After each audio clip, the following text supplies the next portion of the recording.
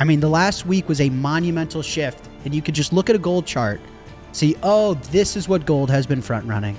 Oh, this is what silver is reacting to. Oh, this is why Japan yields.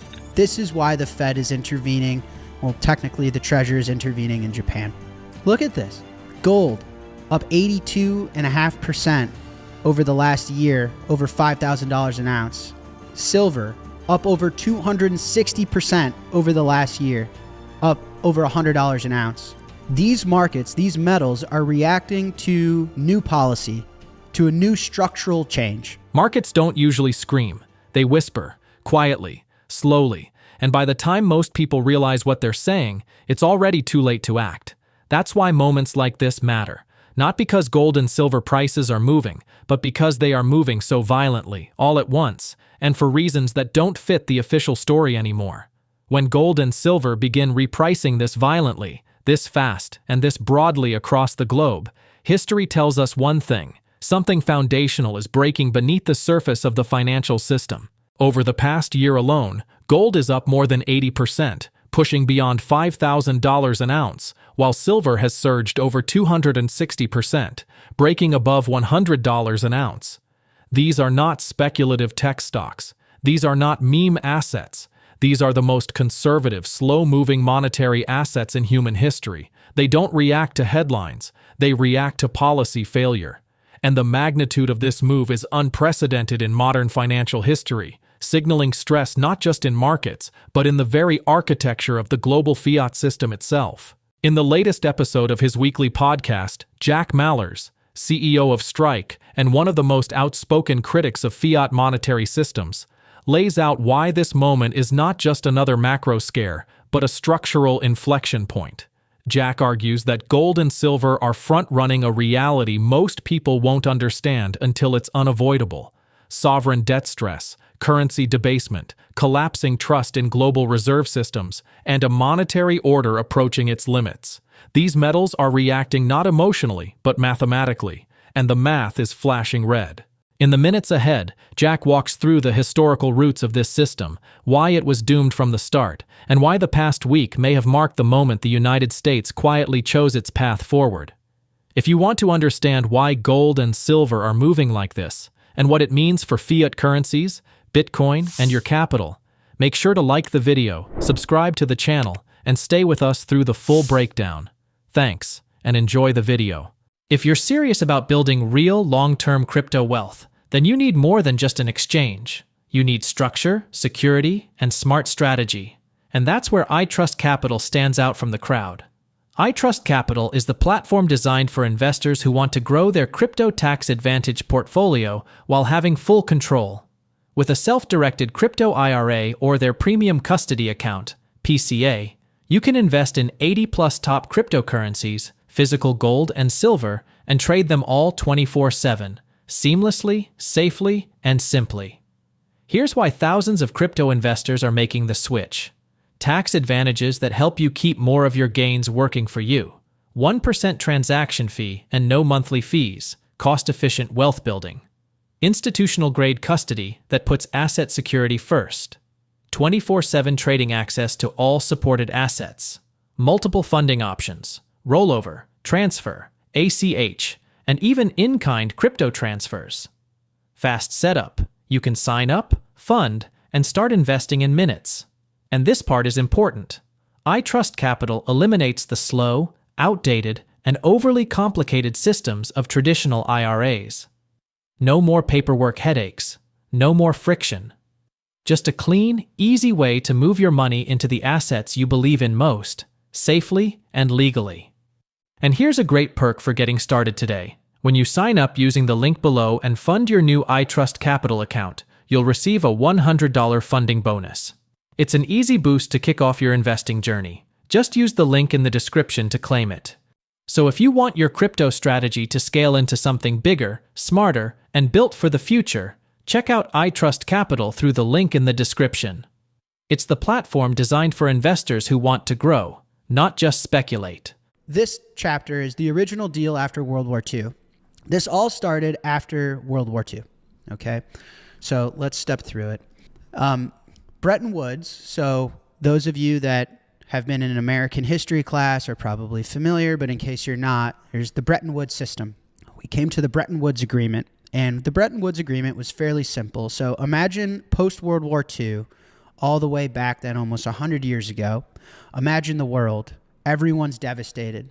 So much murder, so much death, so much destruction. So not only the loss of human lives, but the loss of manufacturing sites, and ability to create things, food crop.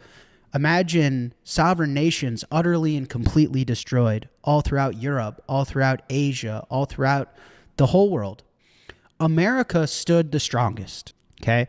I would say there is no winner of a world war, but if there was someone who survived the strongest, it was the United States. The strongest manufacturing capabilities, the strongest economy, the strongest financially. And the Bretton Woods system was supposedly designed to export America's stability and power. So if you look at the diagram on the left, it was taking the U.S.'s stability and power and trying to export it. And the way they designed the system is they said, the dollar is backed by gold. The U.S. had the most gold in the world, and the dollar is redeemable by gold. And then we're going to peg your currencies, your weaker currencies, to the dollar. So your currencies to the dollar to gold. And this whole $35 for an ounce of gold that you hear about today, and how the Treasury should, basically refresh the gold price on their balance sheet so that they can get more money into the TGA. Where's that $35 come from? That $35 per ounce came from this Bretton Woods system post-World War II. And so again, the idea was the U.S. can export its strength via the dollar. How do we give people the strength of our economy, the strength of our manufacturing base, the strength of our country?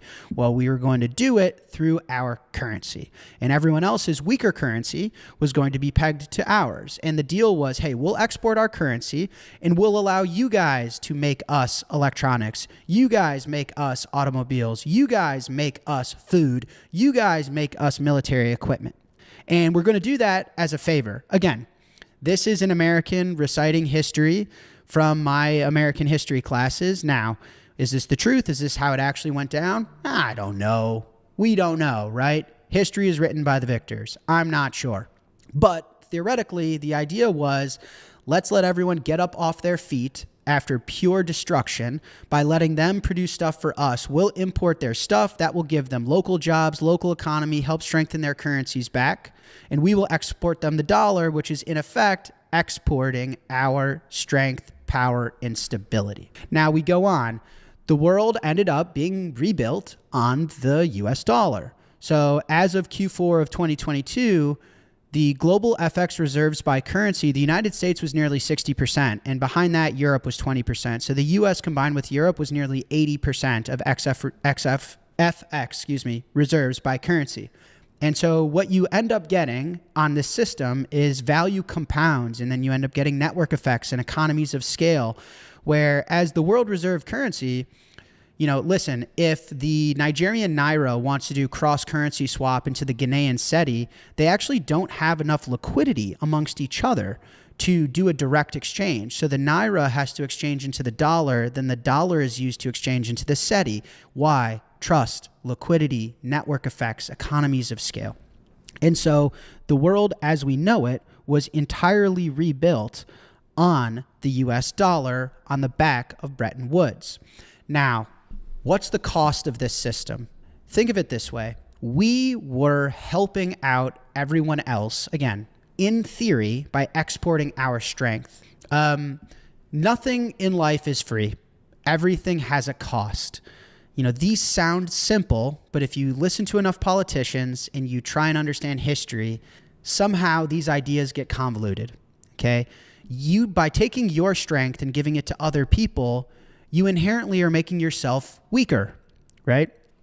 And one of the hidden costs is that when you are the world reserve currency and you are simply exporting your currency to other nations and importing their stuff, which was the agreement, you end up running a massive negative account balance.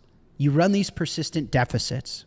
Think about it. If the United States is making its own stuff, it doesn't need to import from Europe. It doesn't need to import from China. It doesn't need to import from Japan.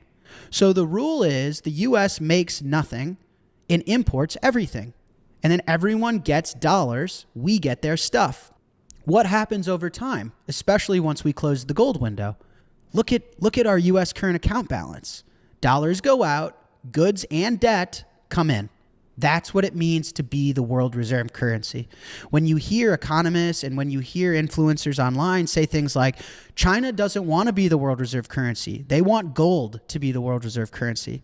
You have to understand where that idea is coming from. After watching what the United States has gone through, nobody wants to be the world reserve currency. Your currency goes out, debt and other people's produced goods come in. Okay? So now let's fast forward to 1971. Where we officially divorced from what I call reality. The moment fiat could be printed out of thin air. So this is the famed Nixon closing the gold window, where he came out and he said, we're severing the link between dollars and gold. So mind you, if I go back some slides to Bretton Woods, the whole structure is that the US had all this gold, all this economic power, all this manufacturing power, and we were going to export that stability to the rest of the world by exporting our currency backed by gold. Now, some decades later, clearly we didn't have the gold to back it. Clearly we were relying on money printing. And here's the thing, any good empire, any empire at all, if you recall through history, any empire has very easy low-level productivity gains in the beginning. It was very easy for the United States, had a strong manufacturing base. And in fact, America's strength was built after the Great Depression, where we wiped out all debt, we wiped out all leverage. And back to first principles, you let the free market run its course. You wipe out those that need it. Like the whole idea of the free market is if it's not meant to last, it shall die. That's the Darwinism, right? That's the idea of scientific evolution, idea of free market. And if you recall history, America's strength and its good times were built on the back of bad times. What Jack is really exposing here is the original contradiction baked into the post-war monetary order. Bretton Woods wasn't just about rebuilding the world. It was about exporting American strength through the dollar. And for a time, it worked. The U.S. supplied liquidity, stability, and trust, while the rest of the world rebuilt by producing real goods. But that arrangement carried an invisible cost. As dollars flowed outward, production flowed offshore. As consumption accelerated, domestic industry weakened. And once the gold backing was severed in 1971, the system lost its final restraint. From that moment on, growth was no longer driven by productivity. It was driven by debt, leverage, and monetary expansion masquerading as stability. That unresolved contradiction leads directly to the next phase of Jack's argument. Because when a currency becomes the backbone of the global system, it must be endlessly supplied, even at the expense of the issuing nation itself. This is where theory collides with reality, and where the system begins to eat itself from the inside out. To explain why this outcome was never avoidable, Jack turns to a framework that predicted this collapse decades ago. Triffin's dilemma, the trade-off that ultimately decides whether a nation serves its own people or the world. So let's talk about Triffin's dilemma. I reference it frequently, but I want to make sure I define it specifically. So Triffin's dilemma, Triffin was an economist back in the day, and he was very straightforward in the idea that being a world reserve currency comes with a trade-off, and it's not free lunch, nothing is free, and you are sacrificing your own domestic population for the benefit of everyone else around the world. And you basically have to choose. The dilemma is, do you focus on yourself in your own country, or do you focus on everybody else? Okay. And here is kind of the self-referential loop that basically defines Triffin's dilemma, in my opinion. At the top, you're the global reserve currency. As you're the world reserve currency, people have demand for your currency. They need to hold your currency in reserves. They need to hold your currency for trade. They have debt in your currency. So when debt comes due or when they need to borrow more, they need your currency. What about cross-currency swap? Like I had mentioned, they need your currency. So your currency has a premium. Your currency is always in demand. How do you meet the demand of your currency? Well, you have to run a deficit. Basically, you have to print more dollars than you make.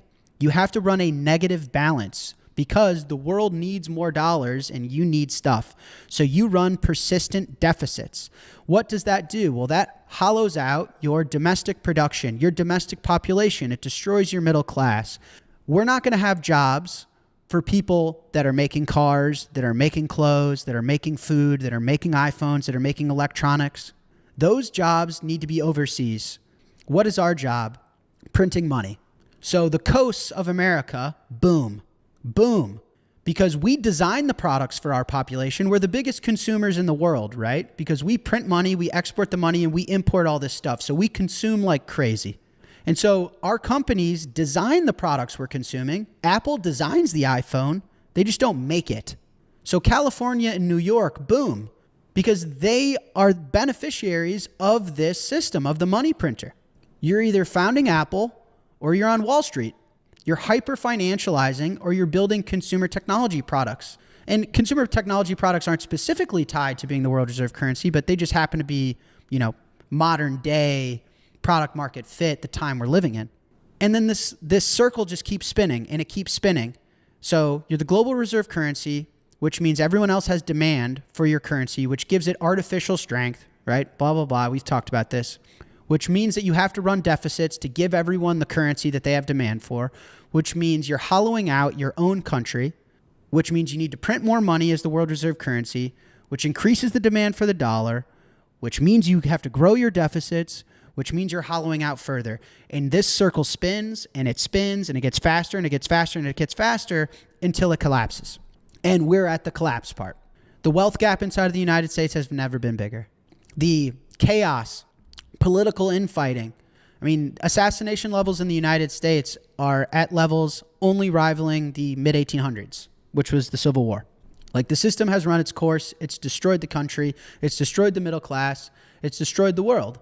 So the fork in the road, are we going to continue to support globalism, or is the United States going to try and be a sovereign nation and fix its issues? And the point is, you can't have both. We've kind of exhausted this point, but again, just to be clear, you have globalism or you can be sovereign. You can't have both. Globalism means you got to supply the world with dollars, persistent trade deficits, offshore your production, but you do get extremely cheap imports. So the American that thinks being born in America just means that I get to a guzzling 2-car garage that's just guzzling oil and energy like crazy.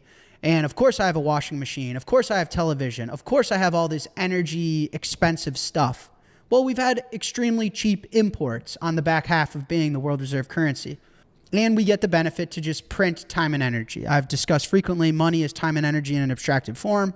And you effectively get to print it. It's as close as we've ever come to time travel in that way. That's globalism.